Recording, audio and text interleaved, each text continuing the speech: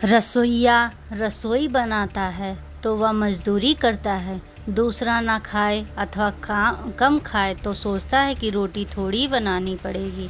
आफत मिट्टी। घर में 6 जेठानियाँ थी और सुबह शाम बारी बारी से रसोई बनाया करती थी। हर एक जेठानी की 3 दिन में बारी आया करती थी, परंतु उसमें खटपट रहती थी। कोई बीमार हो जाए तो कोई दूसरी कहती कि मेरी बारी में तूने रसोई नहीं बनाई, फिर तेरी बारी में मैं क्यों बनाऊं?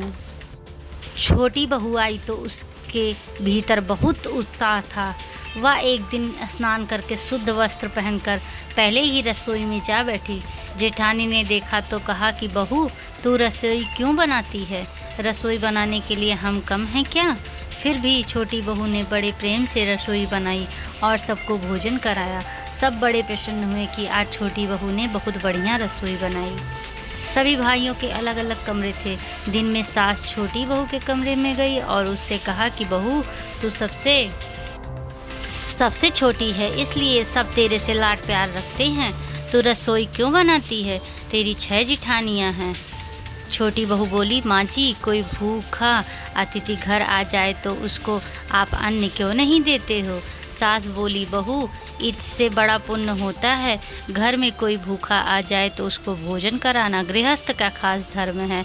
उससे तृप्त होती है, सुख मिलता है तो देने वाले को पुण्य होता है। छोटी बहू बोली, दूसरों को भोजन कराने से पुण्य होता है तो क्या घर वालों को भोजन कराने से पाप होता है? मकान आपका, अन्न आपका, बर्तन आपके, सब चीज़ें आपकी है।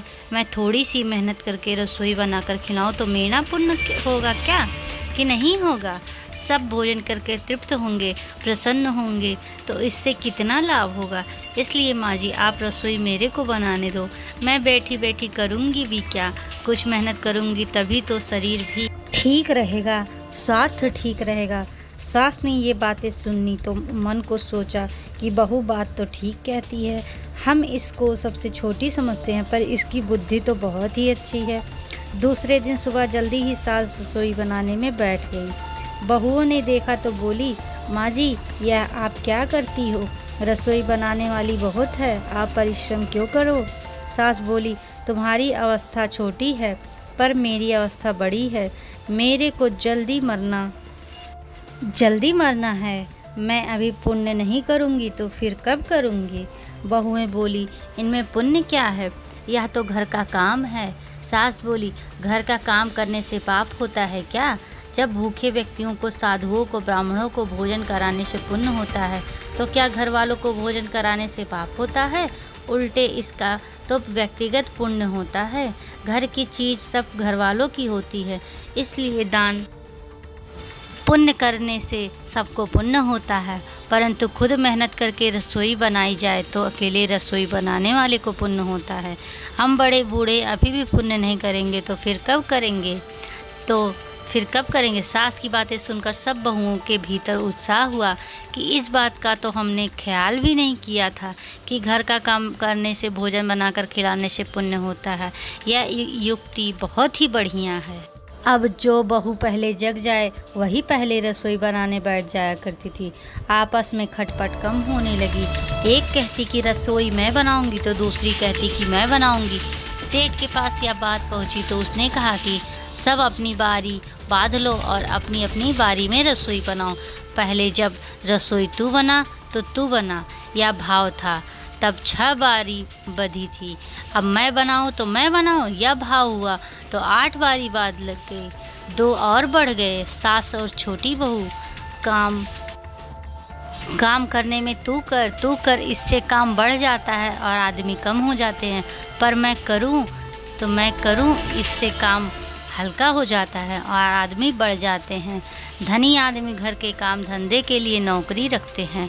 नौकर कोई साधु सन्यासी थोड़े होते हैं, उनका भी अपना कुटुंब होता है। वह अपने घर का भी काम करते हैं और अपने घर का भी काम करते के पैसे लाते हैं। परंतु आप अपने घर का भी काम करके पैसे ले जाते हैं। परंतु आप अपने घर का काम नहीं कर सकते और बड़े कहलाते हो। आप बड़े हुए कि नौकर बड़ा हुआ बड़ा। छोटी बहू ने सोचा कि अब तो चौथे दिन बारी आती है, क्या किया जाए।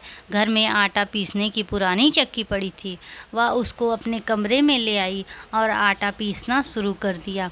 मशीन की चक्की का आटा गरम होता है और गरम गरम ही बोरी में भर देने से जल जाता है, जिससे उसकी रोटी स्वादिष्ट नहीं बनती है।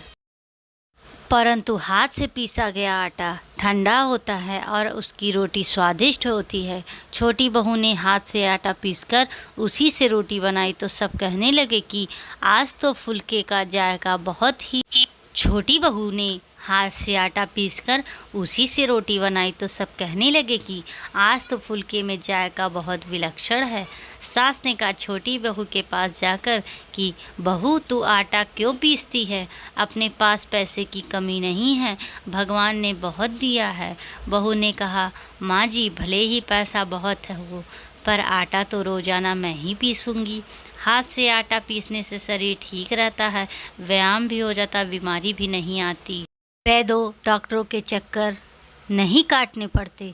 दूसरी बात, रसोई बनाने से भी ज़्यादा पुण्य आटा पीसने का है। रसोई चाहे कोई बनाए, आटा तो मेरा पीसा हुआ ही सब खाएंगे। सास ने और जेठानियों ने ये बात सुनी तो विचार किया कि छोटी बहू ठीक कहती है। उन्होंने अपने अपने पतियों से कहा कि घर में चक्की ले आओ, हम सब आटा पीसेंगी। सब चक्की ले आए। सभी चक्की में रोज़ाना 2-2.5 सेर आटा पीसने लगी। आटा अधिक हो गया। अब अधिक आटे का क्या होगा। छोटी बहू कहा कि अपनी दुकान में आटे की बिक्री कर दो। छोटी बहू की बात सबने मान ली कि यह जो कहती है ठीक कहती है। अब छोटी बहू विचार करने लगी कि आटा पीसने का काम तो मेरे हाथ से गया, अब क्या करूं। घर में कुआं था, रोज़ाना सुबह एक नौकर पानी भरने के लिए आता था। छोटी बहू ने सुबह जल्दी उठकर स्नान करके कुएं से सब पानी भर दिया। नौकर आया तो उसने देखा कि सब बर्तनों में पानी भरा हुआ है। वह बैठ गया। सेठ आया तो बोला कि बैठे क्यों हो।